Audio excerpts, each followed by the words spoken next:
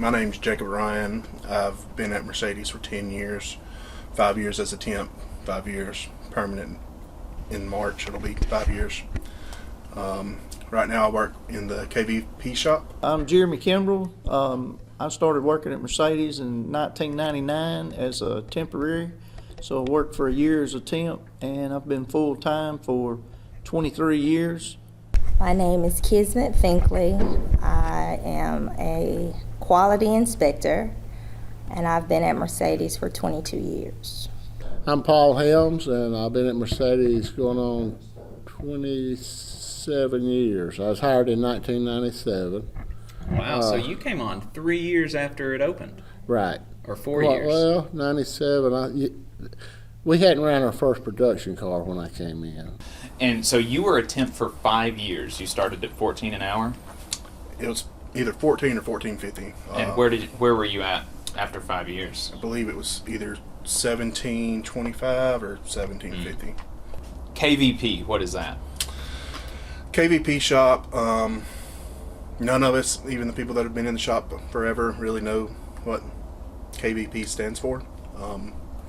I've never been told, but we just build the flow racks, the shopping carts that ride up the side of the line in assembly shop, build the rolling toolboxes that are online in assembly, and just anything out of the extruded aluminum you see around the plant. Were you involved in the union campaigns before? Last year I was. Before that, a few years before anyway, I really didn't think it was a need for one because things were kind of still going decent. But then you could see where things started to transition. And so I started to read and try to find out a little bit more, and then I became involved. So I started working with the union probably spring or summer of 2022. We had a push then that kind of fizzled out around Thanksgiving of 2022. And this year, after the big three won their contracts, some of us from that push got together and decided we wanted to try again, and we got in contact with the UAW to share our thoughts, and we got with them, told them what we wanted to do, and told them a few things that we wanted to do differently and wanted to get them to agree to before we started our push again, and they agreed to everything we wanted to do. And over about 6 weeks we reached 30%, over 1,500 cards signed in 6 weeks. And ever since we went public this past Wednesday, we've had another large chunk of people sign up. I don't have the exact numbers right now, but I know we've had another swell of support and people signing cards. What was the reason that it fizzled out the first time, if you don't mind, if you can say? What I was told from the people running it on the UAW side, that they didn't want to run it through the holidays. And after the holidays, I just never really heard back from anyone and just fizzled out. It was part of my raising. When you see that something's right, then that's what you do. And as soon as I was hired full-time, I sought somebody out to get a card. There were still cards around, so I signed the card. I don't know how much sway a young person has, but I definitely talked to my other workers. There were several young, and even though the campaign was really over, essentially, we still signed cards, took people by the office, but there was never no definitive thing. It was almost like it was just kind of we had an organizer that would be in town sporadically, but there was never any definitive answer. So, yeah, I mean, it was something to see, and I guess make a note for in my mind as I've got older for things. When I start to see them, I don't mind speaking up and saying, wait a minute here. So, what I've always thought is when companies are involved, if the employees plays a part in what the benefits are, you should come out better, because the employer is only going to give what they think that is necessary to keep the employees. They're not going to give any extra. You get what they give you, and there's no negotiation unless you have a union. And I would rather negotiate than I have been just to take what they give. Currently, first tier tops out at $32. And so the second tier top out is like $5 an hour less than that. Yeah, Does that $27.50. Does that cause a lot of division in the plant? I feel like it does. Most people I know that are in the first tier are completely against two tier. They think it's ridiculous that these people are here doing the same job, working the same hours side by side, and being paid a different wage just based off of what if they were hired before or after 2020. Right. And there's no path to first tier from No. second tier. If you were hired after whatever date, then your top out is what it is, and it's not getting any higher. Correct. About the first week I started, I was debating on whether to go back to my old job due to the working conditions. The pay was good, but when you go to work, you're online. You go to break we had 2 breaks a day, 10 minutes at a time, and a 45-minute lunch. And you were expected to be online, working constantly all day. And then they didn't even want my group leader didn't even want us talking while we were online. So it didn't take me long to realize that they needed a union. And they really tried, the company, as far as company-wise. They gave us a lot of benefits. They gave us raises pretty often, gifts, and it was a good place to work when I first started. But still, me being pro-union, I thought that it would be nice to have a union, even then. How did your management react to that? They did not like that. No, they don't like that. And they hold grudges against you for it. They knew I was pro-union because I stood up in one of the group team meetings, and my group leader announced that I think somebody else had a drive going on, ZF. She announced that the union vote didn't go through. And I had information that they were going to negotiate, or they were going to recount. And about 2 weeks later, it went through. So after her little meeting, I stood up and announced that the union did go through, and she did not like that. And she held a grudge. Yeah.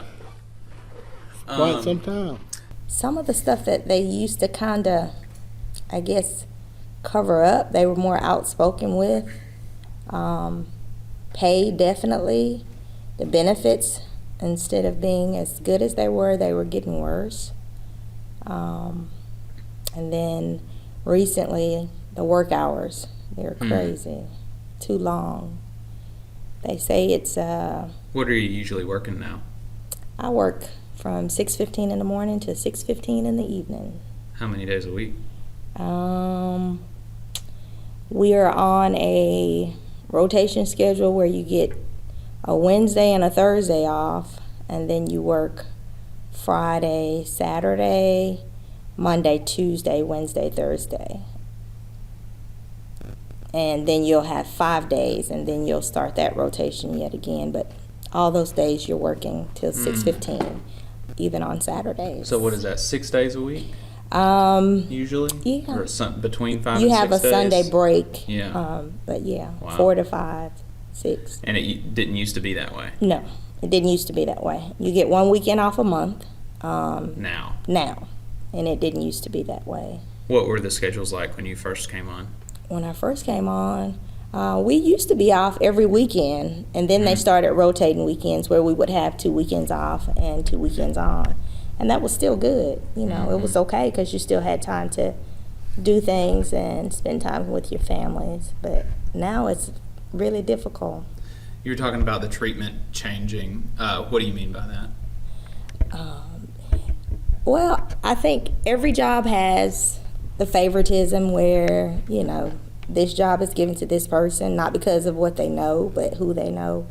But you see more of that now. It's open. You see it all the time. And they don't just come flat out and say, we don't care what you think, but they say, we don't care what you think. I was involved in a stagehand union out of Birmingham. I've never been a part of that union. I was an extra.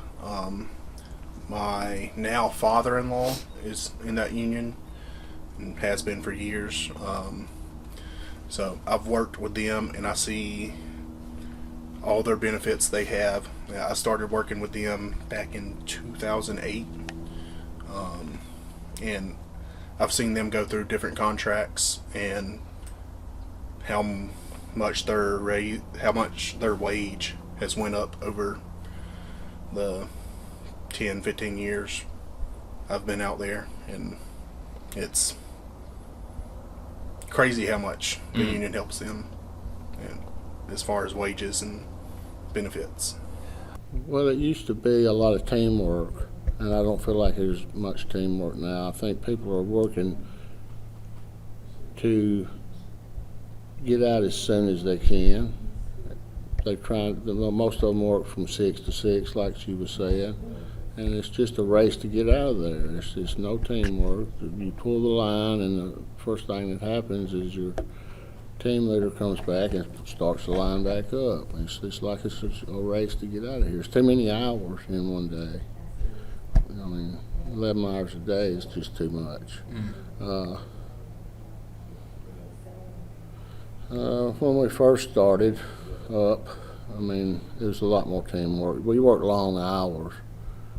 Our pay was a lot better then, as far as the economy. And it just went downhill after the first 5 years. How did the introduction of two-tier go over in 2020? Not very well. I don't want somebody working beside me that's making less. I never liked that. I still don't like it. It's unfair. It causes a lot of tension, and it causes a lot of quality issues. I mean, and quality is what Mercedes is all about. And I have no idea why they came up with the two-tier, other than to make more money. But if you're going to buy a Mercedes, you shouldn't. The employees shouldn't be paying the price. Okay, so when I started, I think we started out at $14 an hour, and currently I believe the starting pay is $22. I'm not positive. But their top out pay is at $27.50 for tier 2 employees. The temps, I have no clue where they start and top out at. They can supposedly get hired on within 6 months if they haven't had any occurrences or write-ups. They can get hired on within 6 months now, where for me I was 5 years. But. Right. What was the reaction the first round in the plant to discussions of unionizing? How receptive were people? This time around, very receptive. It's really been surprising to me how receptive it's been. There's been people that have been there 20 years that used to, I know in the body shop they would have anti-union stickers, and that they're coming to me asking questions. The same people who had anti-union stickers? Yes, they're now coming to me asking questions and how they can be signed up. And I think the first one we did. I'm not sure exactly what the count was. I think if we had voted, it would have went in at the time. And like somebody else was saying, I think that it was. I think the UAW disappeared on us quicker than they should have. I'll put it like that. The numbers weren't shared. The first campaign I was involved in. That was one of the things when we talked to the UAW at the beginning of this campaign.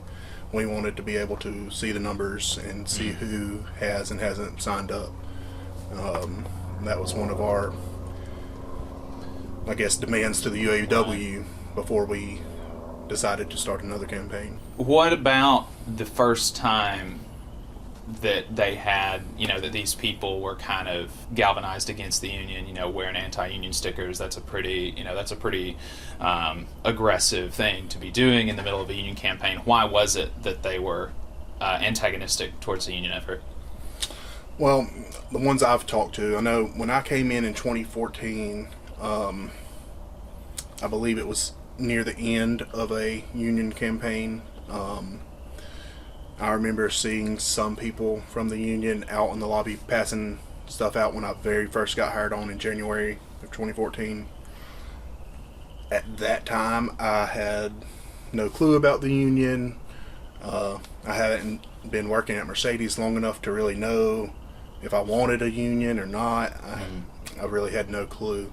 But I remember back then seeing people wearing those stickers, and they just were very strong stance against the union.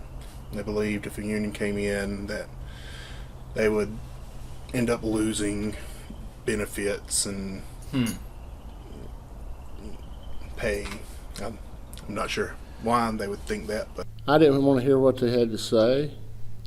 The anti-union people, they was not putting all the truth into what they were saying. They were trying to intimidate people. They were telling what all what we were going to have to pay dues, was going to be on strike all the time, and they were making up stuff. I mean, most of the unions that I've been involved with or that I know about don't go on strike that much. The dues are not that bad, and the representation for the dues or for the union is much better. Man, they're just fed up. They bought into this thing with Mercedes a long time ago that this was going to be a premier job in the state that paid a prevailing wage, and they always took care to be close to the union plants. We've never met the level of pay, benefits, profit sharing, all inclusive. We've never made it to where they're at, but we were within arm's reach, so always a little behind. So it's a hard argument. And then over the last several years, they quit giving us raises. Then in 2020, they introduced two-tier pay for no reason. The profits were through the roof. Why? And it's just like the greed took over. So they look at the Hyundais and Kias of the world, and Volkswagens who started their workers off making less salary. And I think they said, we regret we ever tried to even come close to the big three, and we'll rectify that. We'll take all the new guys, we'll pay them less, we'll get these old guys fired or retired, and then we'll be paying at the low end of the scale. And they don't seem to be hardly letting up. Had a hard time getting employees to commit to the job and stay employed, so they upped it a little, but they upped it incrementally just enough that they felt like they found the equilibrium. They didn't want to go on and, match the rest of us. And, I think everybody sees it for what it is, and they're like, they're just like I've heard many say, I've never been for it, but I am now. This is terrible. So, he ain't lying. There's tons of people that swapped over. It's pretty. It's something else to see. Yeah. How is management reacting this time? Yeah, so surprising to me, they really didn't do anything for 6 weeks. They sat on their hands and didn't do anything. We did a couple handbills. We been involved with a video, been visible, and I think they said, don't put the time in it, it ain't going anywhere. And then I think they saw that, I think they were shocked when they saw that we had signed up 1,500 people, and I think they were like, man, we have got a problem. And I think it's too late. I think you say the cake's baked. It's just a matter of us doing the legwork and getting to everybody. This campaign seems to be moving a lot more smoothly. And as Jeremy said, they're giving us more of the opportunity to kind of do it ourselves. We're controlling what we want to do. We ask for it, they give it to us, because we kind of know what we need. And they're standing back and allowing us to do that, because I think team members seeing team members fighting for each other makes a difference. What has the reception been in the workplace? You know, you've got 30% of the cards signed, and so that means that at least as of 3 or 4 days ago, 70% of the cards were not signed. What's the reception been like as this campaign has progressed? It's moving more smoothly than before, because this is the closest we've gotten. As far as the most cards signed. And it's just been word of mouth, people talking, passing out the flyers, and people being tired. Everybody's kind of tired. The schedule, for one, is taking a toll on everybody. These long hours is unheard of. And then you work more, make less money, and spend less time with your families. So you're getting a raw deal all around. What was it like watching the, negotiations between the UAW and the Big Three last year? No, it was pretty interesting. I was rooting for them. I'm glad it turned out the way that it did. I was pretty excited that things turned out that way. And I was hoping that, more of us would say, hey, if we stand together, anything's possible. We can do this. I'm still hoping for that. What was your reaction when Kay Ivey came out with her op-ed? I kind of knew it was coming, but I didn't know that fast, because they've kind of let us piddle around for a while now without them saying or doing anything. But I knew it was coming. It was kind of, I guess, she's been back in the company, they kind of work hand in hand, so I guess she had to stand up and do for them, but we got to stand up and do for each other. I thought it was way overdue, the strike. I know the Big Three hasn't been getting as much benefits and raises as they should. I was actually hoping that they would go on strike to help the non-union plants in the South hopefully get a union, because they would be able to see. Because I figured that they would get at least half of what they were asking for. I think they were asking for 40% raises, most of the Big Three, and they wound up with 20% or 21, something like that. I'm not sure on the exact number. I think it was 27. Okay, actually, yeah. Well, that's good.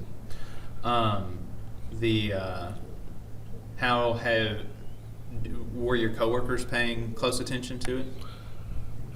Some of them were, yes. They were watching to see what they were going to get. Our management sure was, because before the Big Three signed their contract, they gave us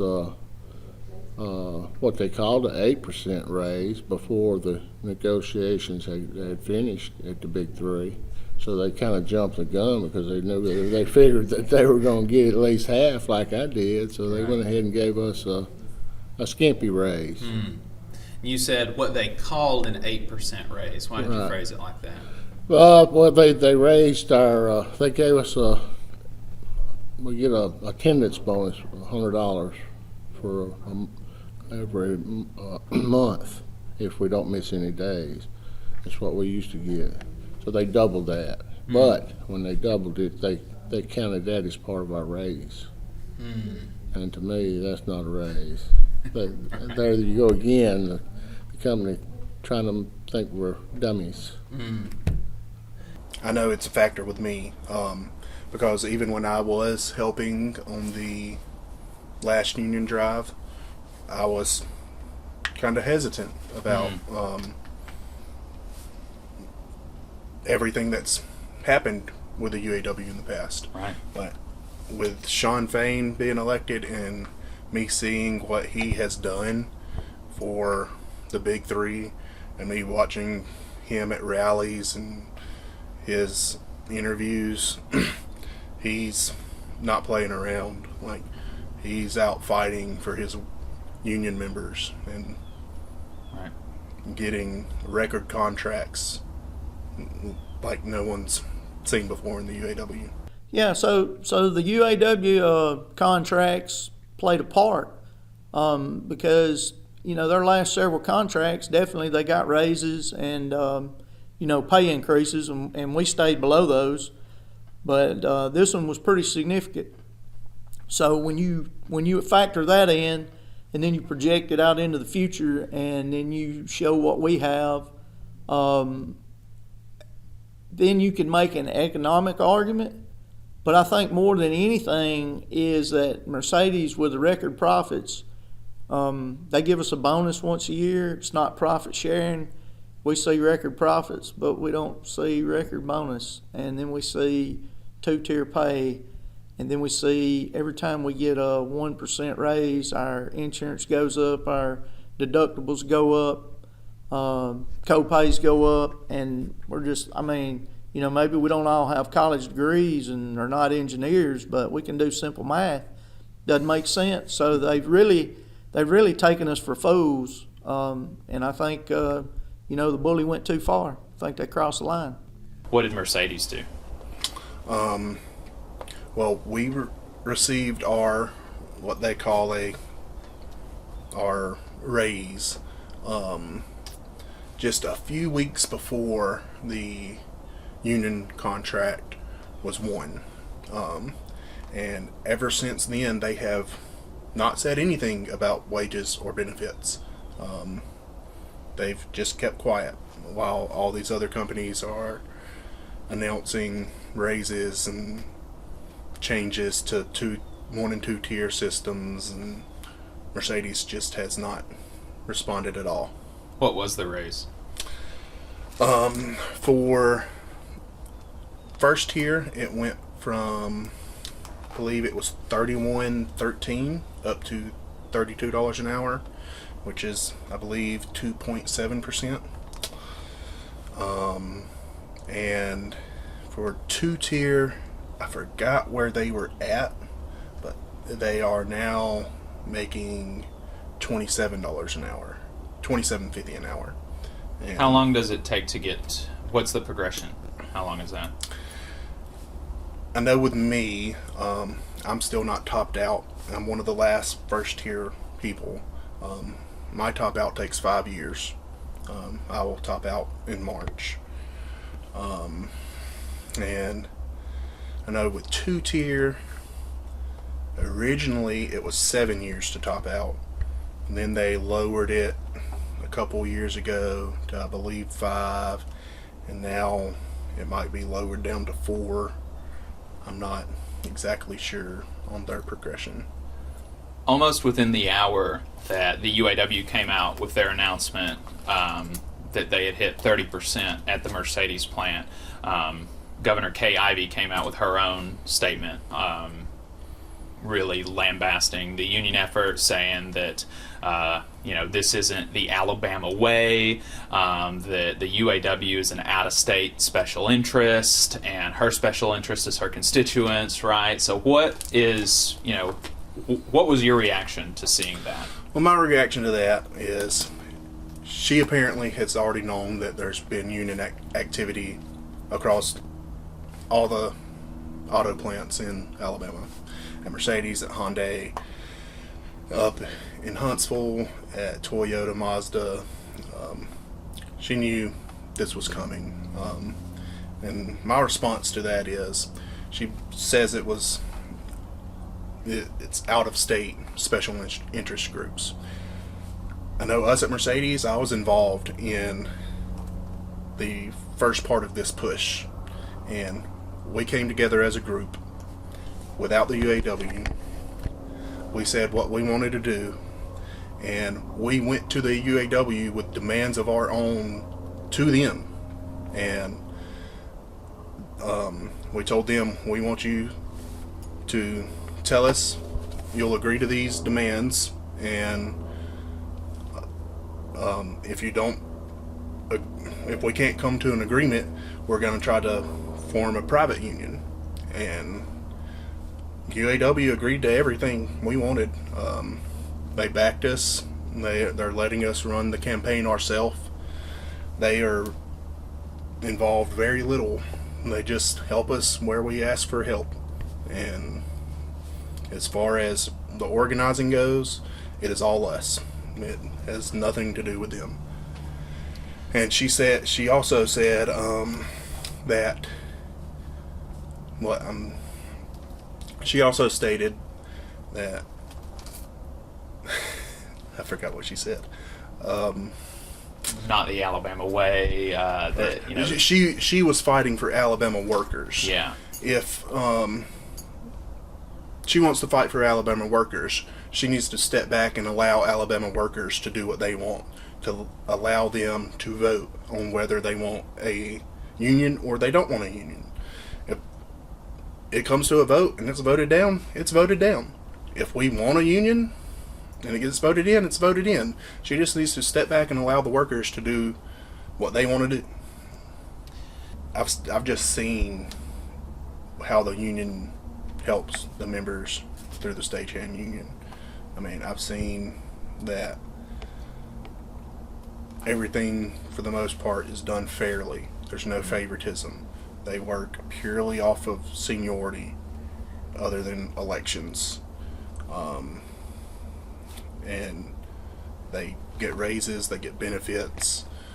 The way their scheduling works out, and at Mercedes, everything's up to Mercedes.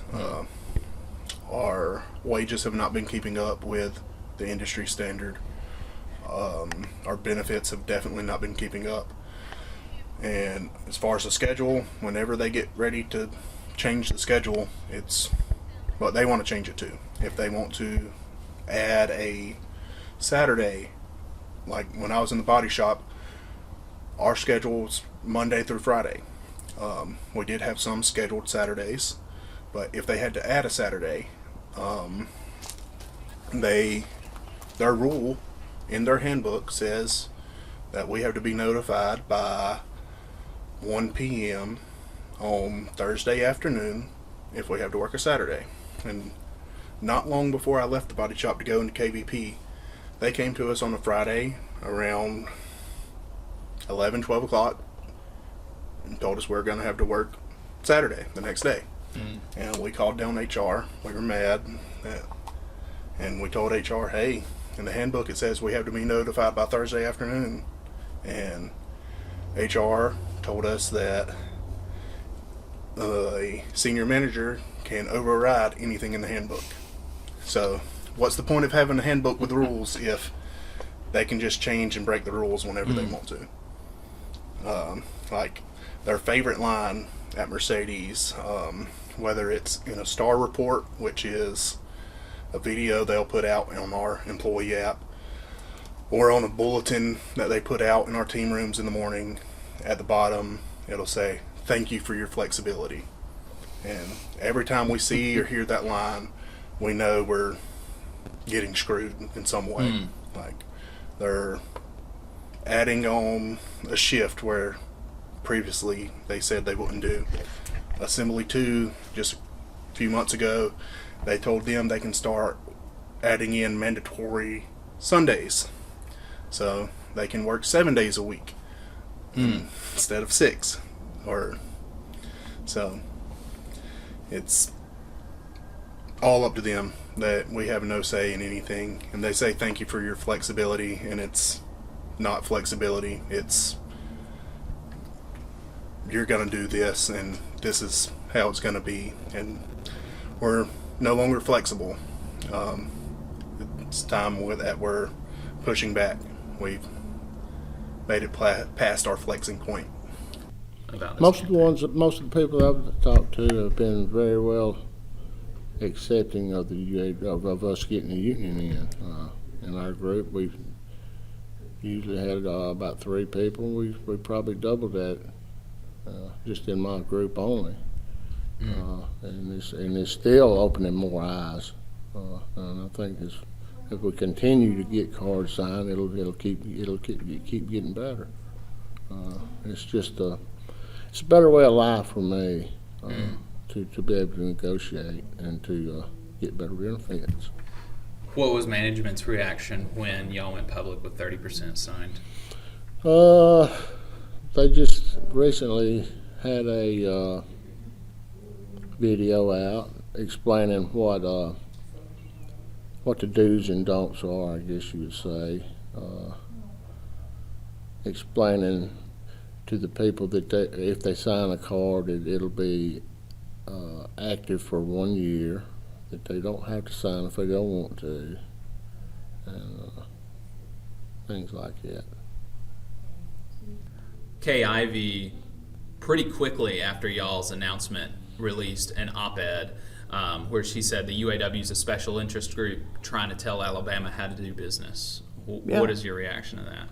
Well, I know why she said it, but, you know, a couple things I would say about Ivey. One would be, you know, she's probably never worked in a factory and probably never worked with her hands, so she probably didn't really appreciate what a factory worker has to deal with.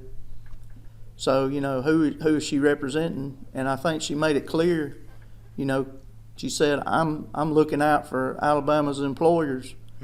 And so then you look at that. Did she say anything about the workers? She didn't.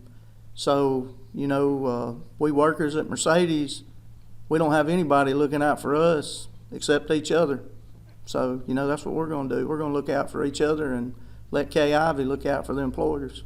Do you think that reaction is shared among a lot of the employees at Mercedes? Yeah, you know, if she came in for an election inside the plant tomorrow, she might get 10% or maybe 5%. I don't think anybody appreciated it. You know, really the sentiment inside the plant is that the politicians should mind their own business and we'll work it out inside the plant. Not very good. What I think is she needs to step aside and let the employees decide. Unless maybe she could come down and work with us for a week or just watch. She don't have a clue what goes on inside these factories. So, or that's what I think anyway. She called the UAW an out-of-state special interest group. Or how do you? Does that track with your with this campaign? I don't want to comment on it. Okay. On the governor, she's just like I said, she just needs to step aside and let the employees decide. How has your family reacted to you being so involved in this campaign? They're supportive. They know that I've always supported any campaign that we had for as far as UAW or any other union. I was in a paper workers union before I came to Mercedes for 14 and a half years. Back in the 90s, that would have been PACE, or would that have been UPIU? UPIU, Okay. and we were a brand new factory, and when we started up, we had to form a union, so I know a little bit about that. It went real well. Okay.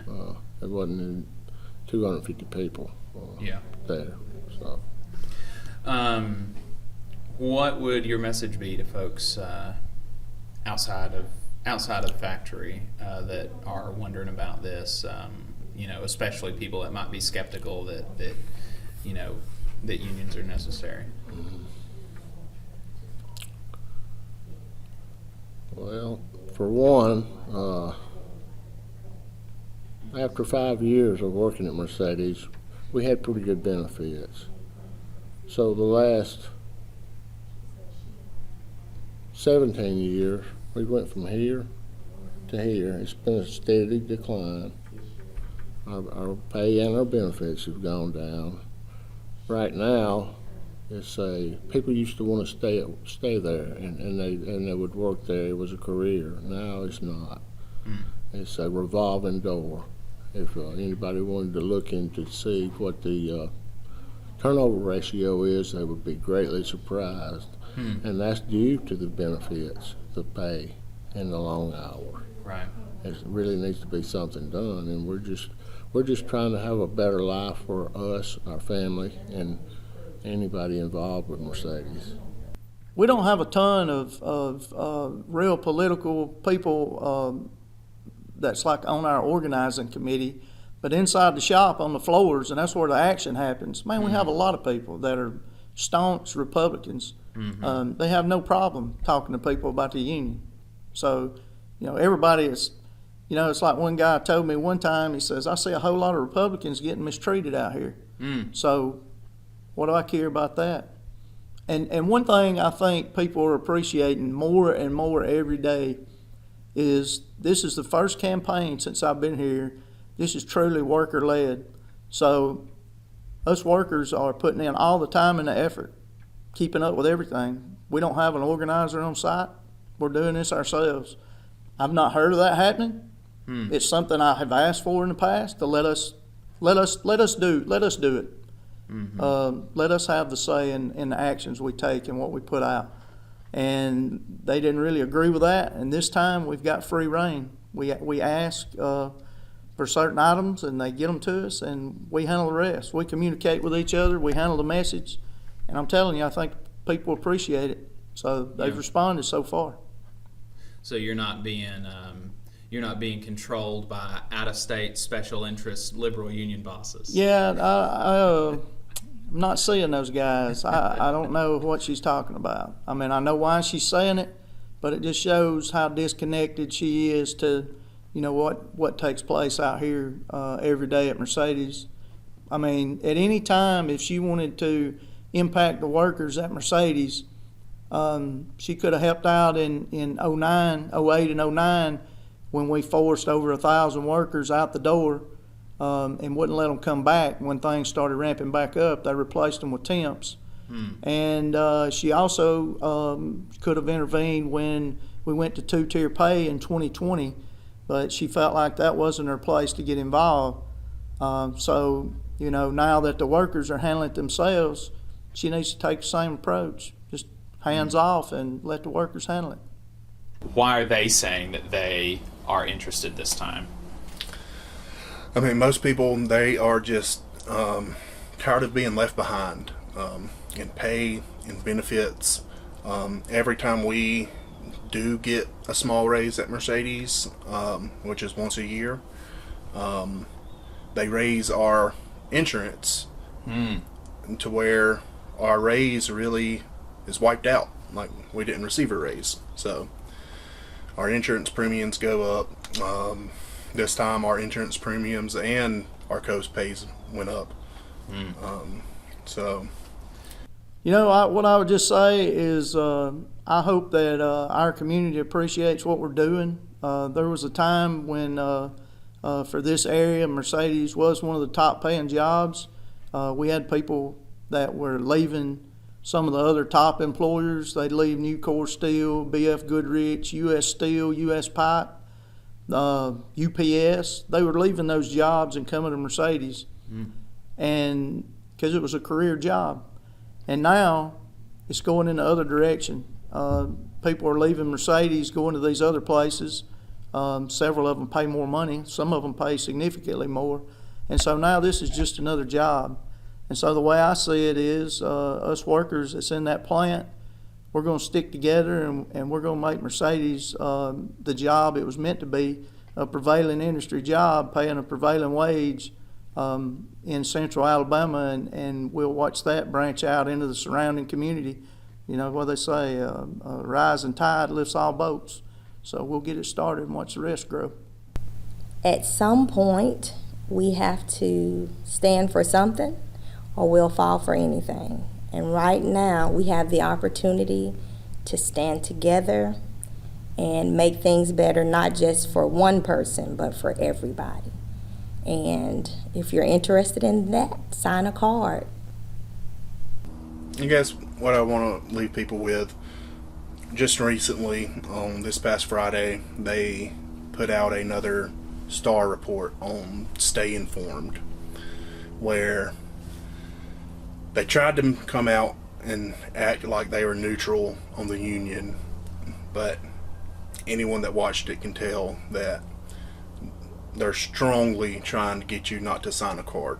They do not want the union. And there's a reason they don't want the union, because they know we'll win rights and we'll be able to have a contract that they cannot just willingly break whenever they want to and say, thank you for your flexibility. I mean, we'll be able to have a contract in writing that's set in stone.